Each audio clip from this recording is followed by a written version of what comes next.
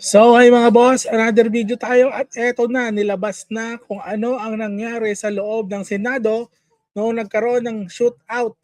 Ha? Ang NBI at yung mga sa Senate Security ata yun. At eto, panoorin na po natin, pakinggan na, huwag kalimutan mag-like, share, and subscribe mga boss.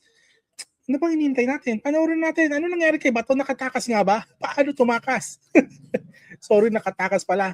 Pero paano nakatakas? Ito, panoorin na po natin. Huwag natin patagal.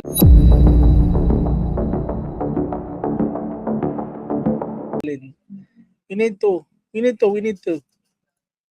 Noong May 13. Good afternoon, Sec. John Vic. Magandang hapon po. Kasama ko po ngayon dito si Secretary of Justice Vida, si Chief Natates, para isaad ang mga nangyari noong May 13. Unang-una po, gusto ko pong isaad na pagkatapos ng 6 na araw na masusing pag-iimbestigasyon, paghagila po ng lahat ng available videos, interviews, affidavits, ay marami po kaming conclusion na nakuha. Unang-una po, for the record, all evidence points that there was no attack on the Senate. I would like to repeat, all evidence points that there was no attack on the Senate.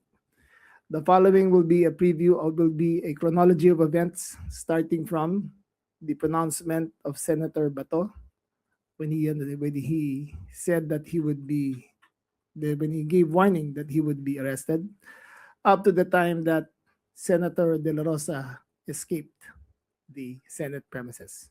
I turn over the mic to General Natates.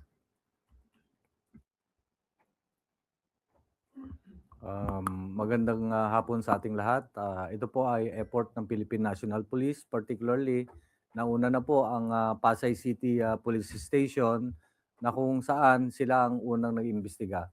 And after the conduct of investigation by the Pasay City Police Station, the records of investigation was referred to the concerned prosecution office in Pasay City the next day, particularly to be exact, May 14, 4 p.m. ng hapon. And then in the continuing investigation, nandun na po, sumama na po ang Criminal Investigation and Detection Group for the unearthing of records, facts, mga kailangan nating ebidensya to come up with a conclusions and recommendations, findings, conclusions, and recommendations. At ito pong pag-unearth natin ng investigation, lalong-lalo ng mga facts, lalong-lalo na last Friday, the Department of Justice have sent out directive to turn in all records of investigation papunta po sa Department of Justice. And then therefore, in compliance with the directive, we will be submitting the records of investigation to the Department of Justice, including the earlier records that was submitted to referred to Pasay City Prosecutor's Office last Thursday, 4 p.m. And so we have, meron po tayong, okay. So ito po yung ating records coming from the probers from the CIDG. Take note, it is called a gun-related incident. Okay, gun-related incident. This is a gun-related incident, meaning there is a discharge of firearm in the premises of the Senate building last May 13. And this, as shown, ito po yung timeline. Minabuti natin na ilahad na before the actual shooting, to be exact, is actual discharge of firearm, that was about 7:45 p.m. kung titignan nyo. But before that, makita muna natin kung ano yung mga events before the actual shooting, and even after the discharge of firearm at 7:45, we extended up to 2:30 a.m. where Senator Bato de la Rosa escaped and or went out of the premises of the Senate building. Material po yun. So all of this will be sent to forwarded to our beloved Secretary of Justice. So at 5:23 p.m., nakita natin and or documented that Senator Bato de la Rosa have appealed to the public for support over some social media platform. At 5:58 p.m., the Senate adjourned its session, and 6:14 p.m., Supreme Court did not issue TRO. Meron pong nilabas yun. And at 6:57 p.m., Major General Mau Aplasca announced that somebody will be arrested. And pag titignan nyo na up to shooting incident na 7:45 p.m., the search of firearm, up to 8:15 p.m., up to the time na 2:30 p.m. Next slide. Okay, ito po yung 5:23 p.m. documented. Next. Okay, the adjournment of the session of the same day. Next. Okay. This is the document that will show that the Supreme Court did not issue a TRO on the petition of Senator De La Rosa.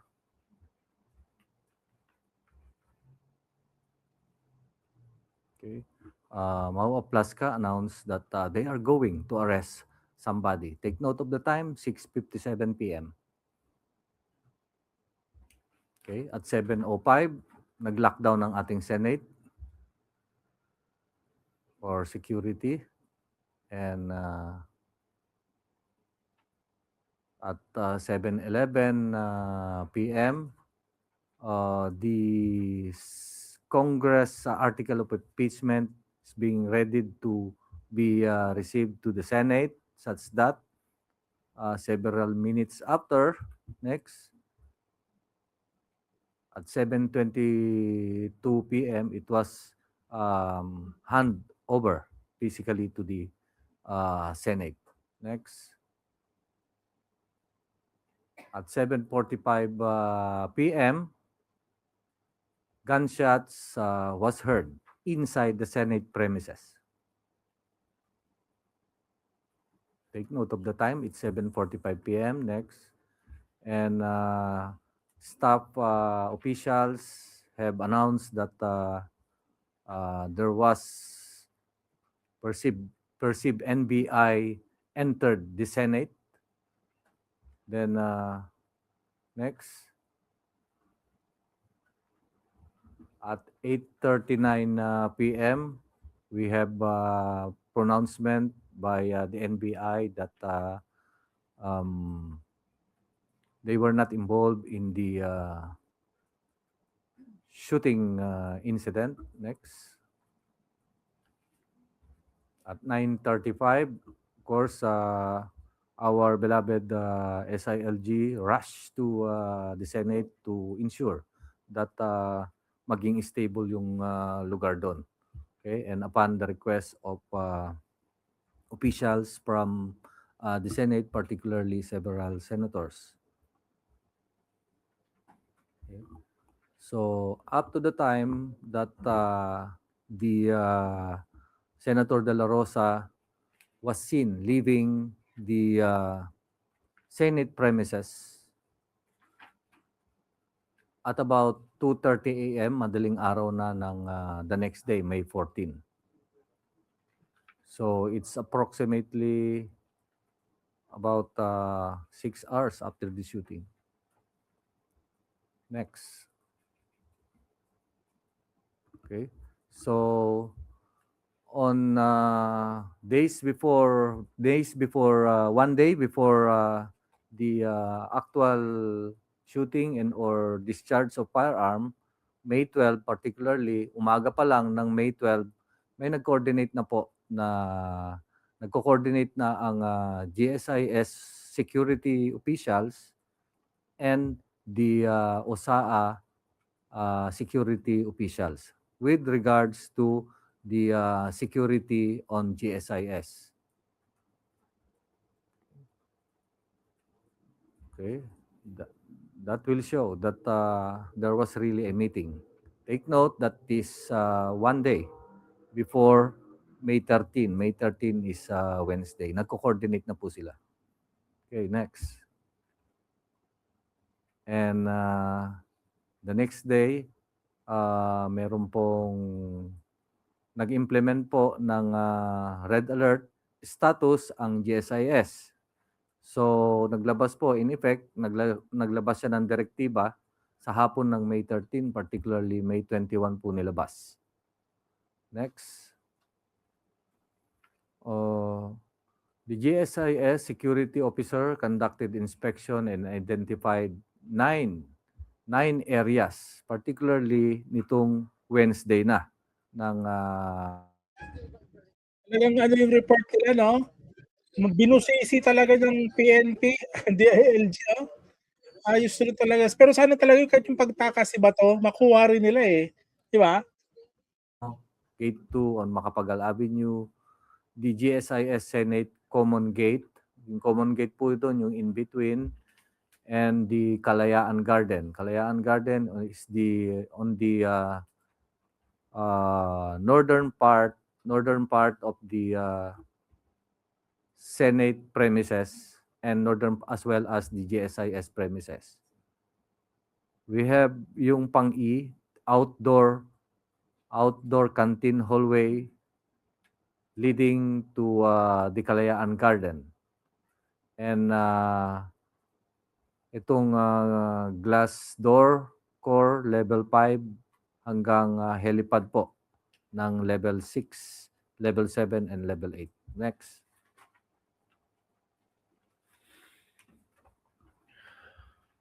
So in the afternoon of May 13, that is a Wednesday, may mga NBI na po na pumunta sa premises ng GSIS. This is to in response to the request of the GM Biloso of the GSIS kasi nagre-request sila to fortify the security of the GSIS. So, meron pong pumunta kaagad na 3 NBI agents and yung pinakita ko kaninang mga lugar, those are the things that the areas that they will going to fortify and or secure further. So next,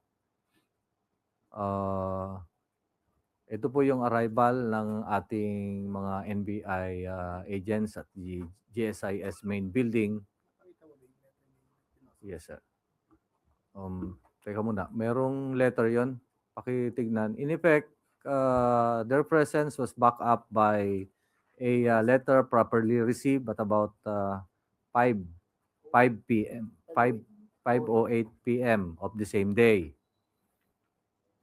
Okay, ito po yung mga NBI agents. Okay, to sum up, there are 29 NBI agents. Nung una kasing investigation natin, ang nakuha pa lang natin nakita through CCTVs is 21. And after the conduct of the continuing investigation, we accounted 29 of them. Please take note that none of the NBA agents had tactical gear with them. They were dressed as NBA agents, clearly identified, nakalagay, but none of them had tactical gear with them. They did not have a battering ram. They did not have provisions for shape charges to breach any door. So let's just make that clear. Okay, to continue, please. Okay. These were the footages on malapit na to sa area kung saan nag-disburse ng firearm. This is the NBI, this is the GSIS canteen, which is adjacent to the Senate second floor. Okay, next. Okay. Again, site inspection at level 2 or second floor at 6:51 p.m.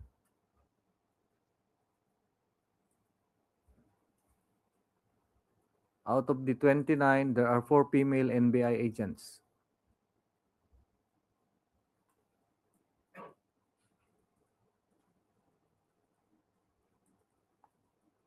Okay. Next. Okay. Minutes before the gunfires were heard, ay merong naririnig din na nagdi-drill dun sa when you are inside the Senate premises and as well as GSIS premises, because at the GSIS premises, particularly at the ground floor, may pinto po doon na steel door na pinortify ng ating maintenance or security ng GSIS. So yun po ay recorded, and this is the proof that this was recorded. For the information of the body, all entrances from GSIS, Senate to GSIS, or GSIS to Senate, since early in the morning, were being fortified by the GSIS maintenance. They had duly informed the maintenance of the Senate that there was going to be drill work going on in all the doors of the Senate of the GSIS connecting to the Senate. So again, the GSIS management, the Senate maintenance management had information that there was going to be fortification of doors in the GSIS area. So hindi gulatan to because conspiracy theories were abounding, but they were duly informed.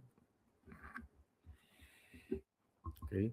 So there was a drilling, and the drilling sound maririnig, and they put bolt after drilling. I think several bolts were put, and then naglagay ng mga steel cabinet. And that is in the ground floor or first floor. Take note of the time, that is 7:39 p.m.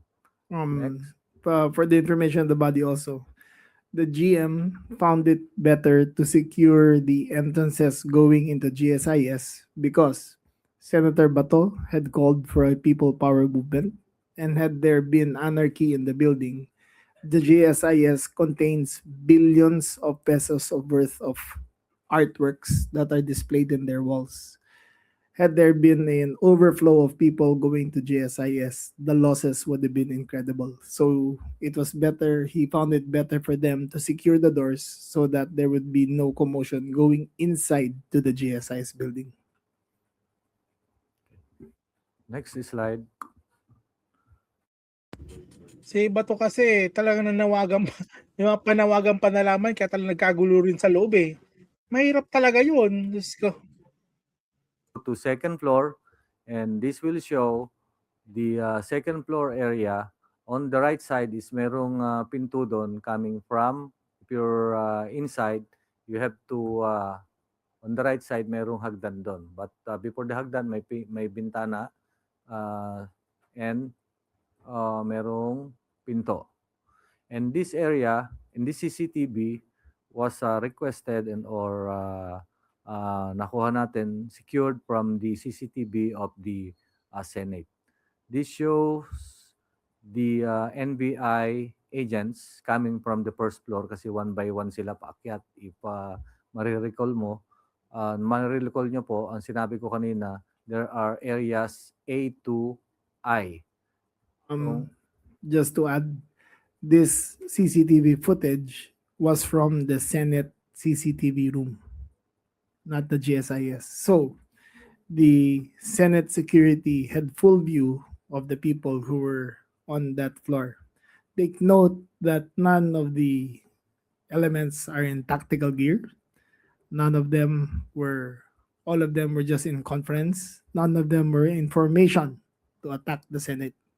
They were just checking out every floor that was in danger. That's correct, sir. And we take note of the timeline. The timeline is 6:52 p.m. up to 7:01 p.m. Wherein 6:52 sila dumating sa area na yon, and then they left that area at 7:01 p.m. for the appreciation of our dear Secretary of Justice. And take note, nung umalis na sila, at 7:02 p.m. particularly, dalawa po ang naiwan dyan, part na NBI agent. Agent Darwin Francisco and Anton. De Leon. Antonio De Leon.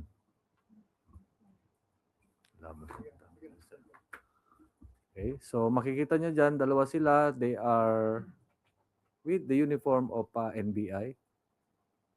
And naglagay lang ng upuan dun sa may hagdan.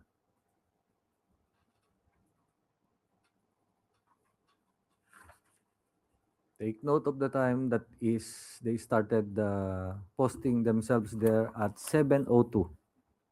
And take note the earlier my earlier statement that that place is within the jurisdiction or control of the GSIS. Okay, next slide. At 7:44 p.m., 42 minutes after dun sa debuting on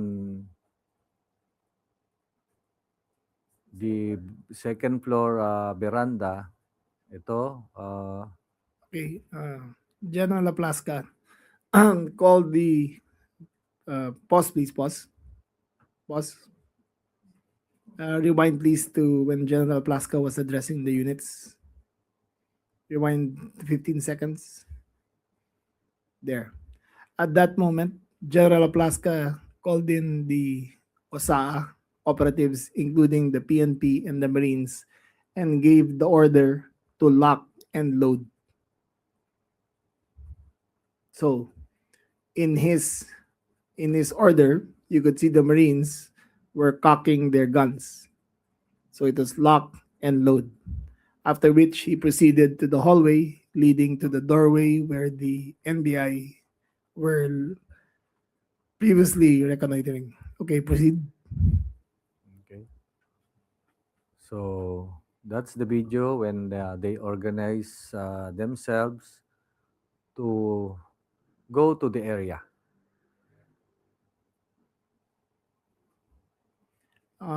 Take note that pause, please. Pause, please.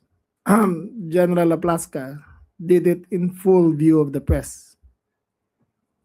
In full view of the press, he gave the order the lock and load, and he asked them to follow. He allowed them to follow up to a certain point. In normal situations, if there is a perceived confrontation, you will clear the building of all personnel because of possible stray fire. However, he allowed them to follow. Okay, proceed, please. Okay. So this is one angle of the video going to the exit door, going to the veranda. As you can see, pause, please. Pause. The Marines are in single formation according to their training, staying to the side of the wall. Okay, proceed. Followed by the PNP. Followed by the PNP, who formed a perimeter line at the very end, at the end of the hallway. Okay. Proceed. Play. Next, take note of this time. This is the CCTV footage taken at the veranda. The CCTV footage is owned by the Senate, and we requested it, and binigay naman. At this will show, kung matatandaan nyo kanina, 6:50 something, 6:52 p.m. up to 7:01, dumating yung bulk of NBI. And then This is the actual video wherein makikita nyo may burst of fire. Merong usok. Just to also be clear, makita nyo during the video na may mga lights na dumadaan. Hindi puputok ng baril yun. Those are insects that are flying across the lens. But we will show you clouds of smoke and possible muzzle fire that actually occurred. Kasi makikita nyo mamaya may gumagalaw-galaw eh. Baka akala nyo nagpuputukan. Hindi pa nagpuputukan yan. Those were instruments of, those were insects. Look at that. Insects yung gumagalaw na yan.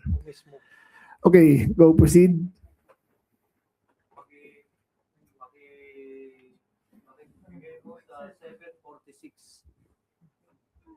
14 p.m. 7:46 yung operator. Makikita natin dito the first approximate time of a burst of fire. Yan, may usok na. Teka ba na?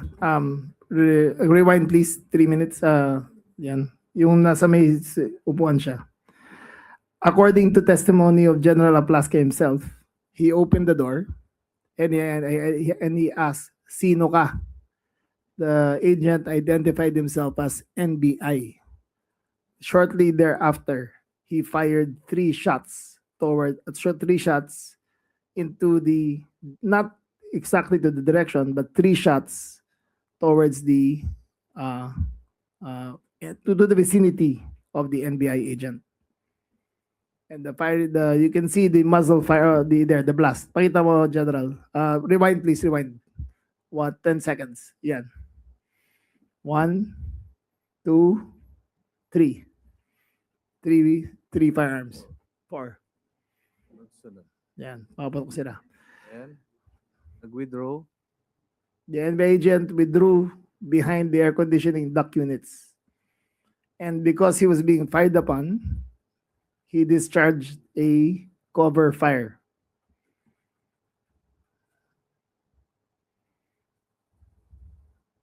Yan, 1. Take note that the cover fire was because he was under the impression that he was under attack. 2, 3. Take note na yung muzzle niya naka... It was not pointed towards the Senate. It was pointed as cover fire because he was retreating. Okay, and then play. Okay.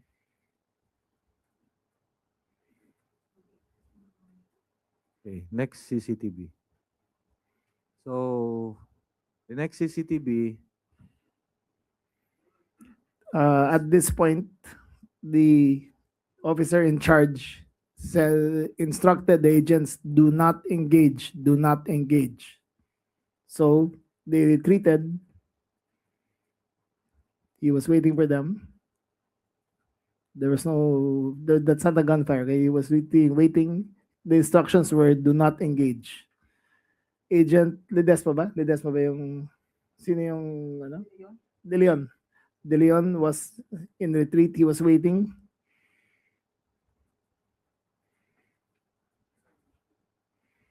He was waiting.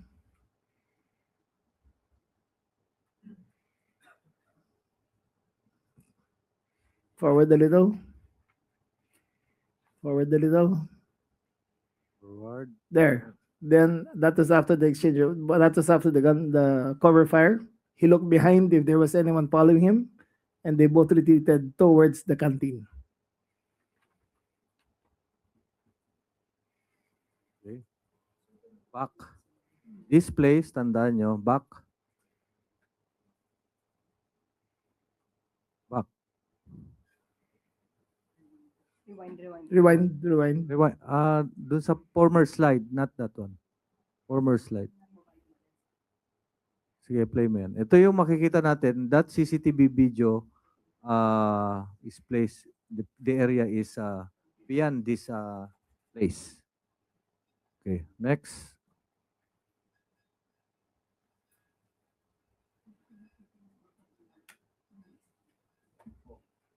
To further explain, play mo to. Play this video. Uy, nakorrupt na. Conspiracy na to. Play.